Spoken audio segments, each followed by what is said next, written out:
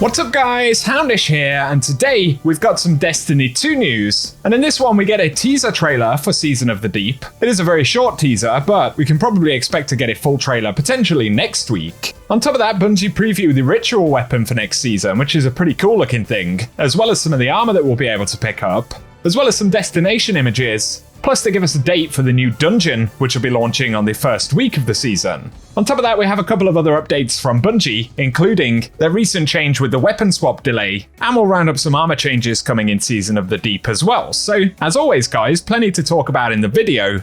And now let's get into it. And starting out today, Bungie give us a few words about the recent change they made to weapon swapping. And of course they added the delay after we swap a weapon in our inventory that disallows it from firing for 2 seconds. Which always seemed like a less than ideal way of fixing the issue, and the Destiny 2 team have said we'd like to give some extra context on the weapon swap delay. They say the shotgun exploit wasn't the only issue we were seeing, and to safely fix the underlying problem, we needed to introduce a global firing delay when swapping weapons via the inventory screen. Due to the networking differences across players and environments, we couldn't guarantee that the shortest possible delay would address the exploit. But after closely observing the current behavior in the live game, we have enough information to dial this in more precisely, and plan to reduce the weapon swap delay to about 1 second shortly after Season 21's launch later this month. So that change won't be immediately at the launch, and also they're not fixing the bug in any other way or kind of reverting the change entirely, but they're reducing it to 1 second. 1 second will certainly be much less noticeable, and depending on platform, some players may not even notice that by the time they're actually back in the game, but it's been an interesting approach to the issue,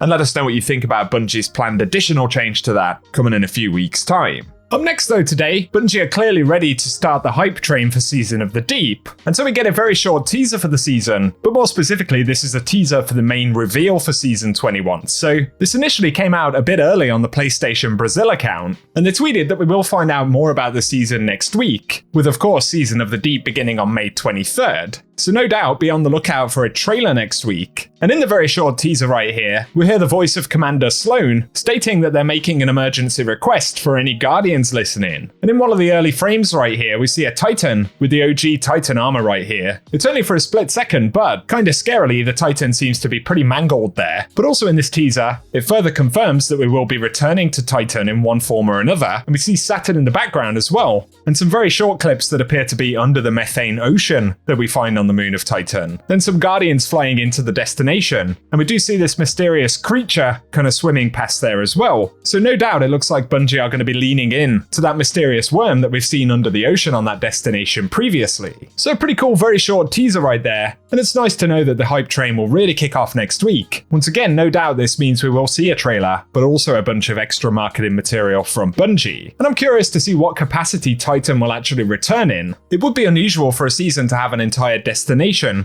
at least one that is the size of Titan. So I guess we'll find out whether we're going to get an actual patrollable space, or whether it'll be that there is mission and activity content on Titan. Either way, pretty exciting stuff, and be sure to stay tuned here on the channel so that I can keep you posted when we get that info. Up next though, we get onto the TWAB, and Bungie finally share a couple of things for Season of the Deep, and they start out with the ritual weapons. So we can see it on screen right here, and this is the Last Rite Scout Rifle. They say it's a special one because it's the Tex Mechanica Aggressive Frame Scout, but they don't want to spoil too much. So for now, we simply get an image of the thing.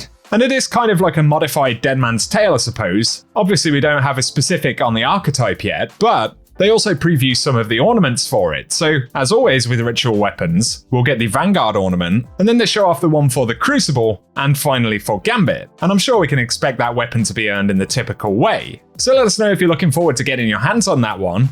Up next though, Bungie give us a better look at the armor ornaments for the season here as well. So they do refer to them as the armor ornaments, so they're probably the season pass ornament sets for the main season armor. Certainly an interesting aesthetic going on right there. And we got the Guardians kind of floating as well, with it being a sort of underwater theme for the season. So let us know if you're excited to pick up these new armor sets. But additionally, they share an image right here of a new area on Titan, and it kind of confirms that they are leaning into the underwater theme.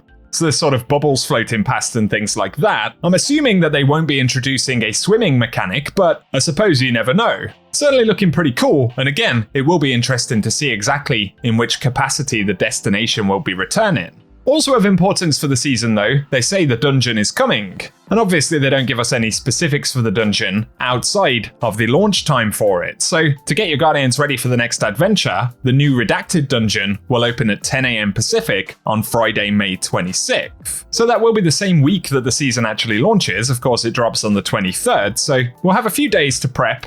Although in terms of power level, for any Guardians who've been playing since Lightfall, Bungie aren't raising the power cap, so there isn't really a power grind necessarily there. But it'll give us a chance to pick up some new loot, get acquainted with the new content, mods, and of course the season artifacts. So let us know if you're looking forward to that dungeon, and definitely it's going to be an interesting one to discover when it launches. The final particularly interesting part of the TWAB, I guess right here, but they say, Eververse recommendations have arrived, and going into Season 21, Eververse is getting an update that showcases items recommended just for you. So in addition to continuing to highlight specific items and bundles, the Eververse feature page will also have a shortcut to view certain recommended items that you don't own and might find are a great fit for your character. On top of that, there'll be a tab where you can view your top 10 recommended items in one place. And so Bungie are introducing new ways in which they can recommend how you can give them your money. I guess they are all silver items. May not be of particular interest to some players, but there are certainly those cosmetic-focused players who may indeed find this a useful update, so share your thoughts on that down below. The final thing to mention right here though, and Bungie yesterday outlined a series of exotic armor changes that they'll be bringing with Season of the Deep, so there are a mixture of buffs, reworks, and nerfs to exotic armors right here. So if you've missed those changes, as a brief recap, for Sealed Ahamkara Grasps, they say the exotic will now reload the magazine of all your weapons when you defeat the target with your powered melee, and for 5 seconds after dealing melee damage, you gain increased movement speed and jump height. So that sounds pretty good, and additionally for Arthas's Embrace, it will gain additional strength while the exotic's weighted knife damage bonus is active. So that's pretty cool, but for Oathkeeper, when fully drawn, bows gain a bonus to damage against combatants that increases as you hold the draw, but deactivates after a few seconds. Additionally for Raiju's Harness, when deactivating your Arc Staff Super, you create a blinding explosion that temporarily increases your arc weapon damage. However, blocking with Whirlwind Guard will no longer consume energy more slowly. So a bit of a bonus to that one, but also, energy will drain quicker than before when blocking. Then for Radiant Dance Machines, kills while your free dodge is active extend the duration of free dodging, and it no longer deactivates when you get too far away from enemies, but it will deactivate after using Suspending Slam. Also for Stompies, they say they've removed the airborne effectiveness penalties, and you only gain increased speed, slide distance, and improved jumping while your dodge energy is full. And they say permanent uptime for potent movement abilities that make targeting hunters in PvP very difficult on controller ends up making it too automatic of a choice. And even with the prior airborne effectiveness changes, we're undoing that change, but tackling the uptime to try and make it so you can use it to ambush or escape from an engagement, but not both. So there'll be some mixed thoughts on some of these changes. It does appear though that they have this approach of kind of reworking or buffing certain aspects of the exotics, while also nerfing other aspects in some cases. For Mask of Bacchus though, they say they've changed to use a tier 4 non-stacking weapon damage bonus, and that behaves the same as the non-stacking damage bonuses provided by Surge mods. The damage bonus is increased in PvE from 10% to 25%, and now gains a 6% bonus to weapon damage in PvP, but it no longer stacks with Surge leg armor mods, and will provide a larger bonus than can be achieved with 3 such mods equipped. So give us your thoughts on those, and then we get on to Titans, and for Point Contact Cannon Brace, Lightning Strikes will now jolt targets, and they've also increased PvE damage per Lightning Bolt from 50 to 200. And then, Being Amplified now increases the damage of Lightning Strikes by 50% instead of extending their range. With no backup plans, they say this is a complete rework, replacing the old functionality, and it now provides a moderate benefit to the airborne effectiveness and reload speed of shotguns. And while you have Avoid Overshield, shotguns deal additional damage and shotgun final blows will refresh the overshield, but while using Avoid subclass, rapid shotgun final blows or defeating a powerful enemy with a shotgun grants you Avoid Overshield and kicks off your health regeneration. So that could be potentially fun. Then for the second chance, Shield Throw melee now weakens enemies, and stunning a barrier champion with your shield throw will grant a single full melee charge. Moving on to Stronghold though, they say they've replaced the healing from blocking shots precisely with significant damage reduction, so that's 50% in PvE and 10% in PvP, of course when blocking with a sword, but when you stop blocking, you gain restoration times 2 with a duration that increases based on the number of shots you block.